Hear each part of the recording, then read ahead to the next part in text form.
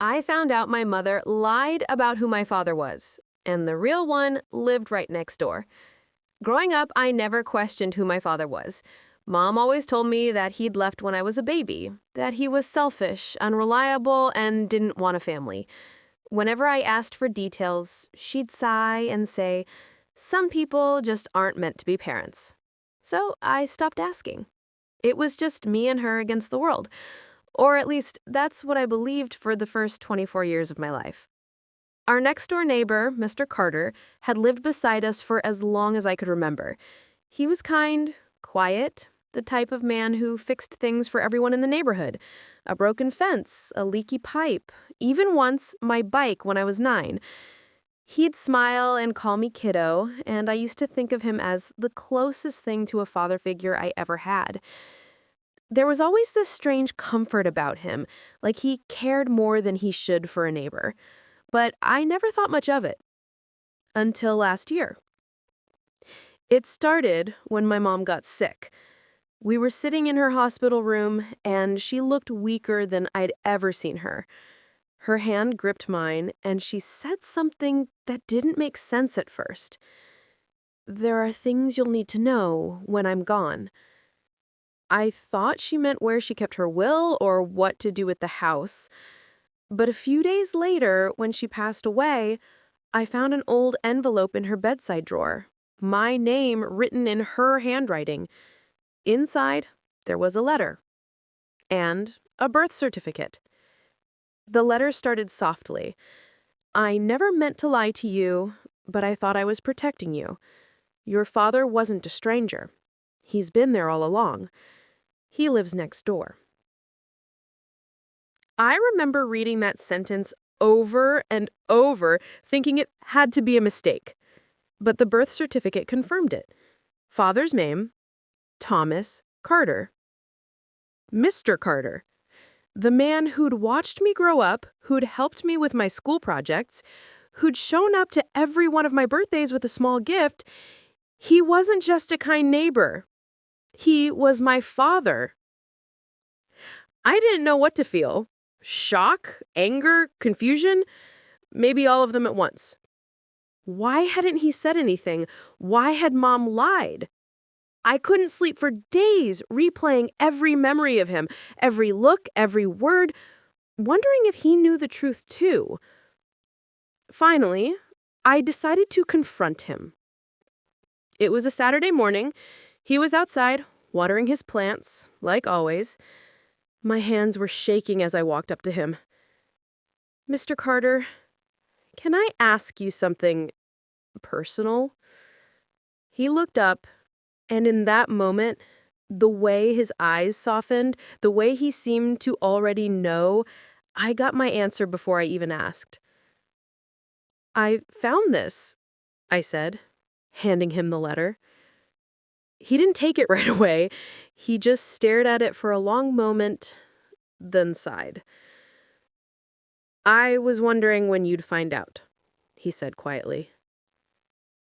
My chest tightened. "So it's true?" He nodded. "Yes, I'm your father." The world seemed to tilt. I could barely breathe. "You knew all these years?" His voice broke. "Every single day." He explained that he and my mom had been together when they were young, but their relationship was complicated. She got pregnant with me, but before she could tell him, they had a huge fight. She left, and by the time he found out, she wanted nothing to do with him. "She said she'd raise you on your own," he said, tears in his eyes. I respected that at first, but when you moved into this neighborhood years later, I recognized her. I recognized you. He had chosen to move in next door when the house went up for sale, just to be close, even if from a distance. "I didn't want to mess up your life. Your mom didn't want you confused, so I stayed quiet. I thought being nearby was enough." I couldn't hold back the tears. "You watched me grow up and never said anything?" He wiped his face. Every time I wanted to tell you, I thought about how much it would hurt you. Your mom didn't forgive me for how things ended. I didn't want to make her angry or make you hate her. And the truth is, I didn't know whether to hate her or understand her. She must have been terrified, trying to protect me from what she thought would be chaos. But still, she lied. That night, I went home and sat in the silence of the house I grew up in. Everything felt different. The walls, the furniture, the photos, they all seemed to whisper, "You didn't really know her." I didn't talk to anyone for a week. I needed time to process the fact that the man next door, the man who'd been at every barbecue, every holiday, every moment, was my father, and I'd never called him that. If stories like this make you reflect on how fragile truth and love can be, don't forget to hit subscribe to Trying Again. Here we share true stories that challenge what we think we know about family, loyalty, and forgiveness. A few days later, I visited him again. This time, I wasn't angry, just curious. "What stopped you from coming forward sooner?" I asked. He took a deep breath. "Your mom made me promise. She said she'd rather you resent me as a stranger than grow up watching us fight." Then he looked down and whispered, "But it killed me. Every time I saw you walk past my gate, every time you called me Mr. Carter," his voice cracked, "I wanted to hear you say, 'Dad,' just once." After that, things slowly began to change. We started talking, small conversations at first, coffee on Sundays, sharing memories about Mom, though we both avoided mentioning the lie for a while. He told me about his side of the story, how much he loved her, how much he never stopped thinking about the baby she took away. And for the first time, I saw him not as a neighbor or a stranger, but as someone who had carried quiet pain for decades. It's been over a year since that day.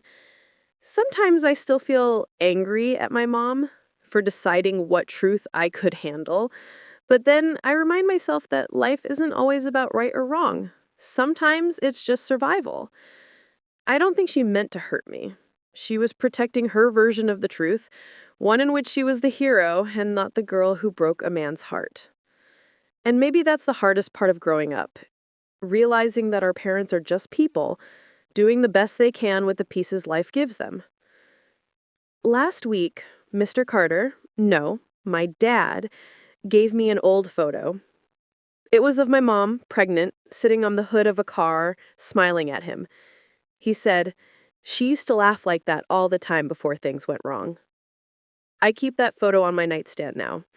It's a reminder that love, no matter how complicated, never really disappears. It just changes shape. Would you have wanted to know the truth earlier or lived without it? Share your thoughts below, and don't forget to subscribe to Trying Again for more stories that dig deep into the messy human side of love and family.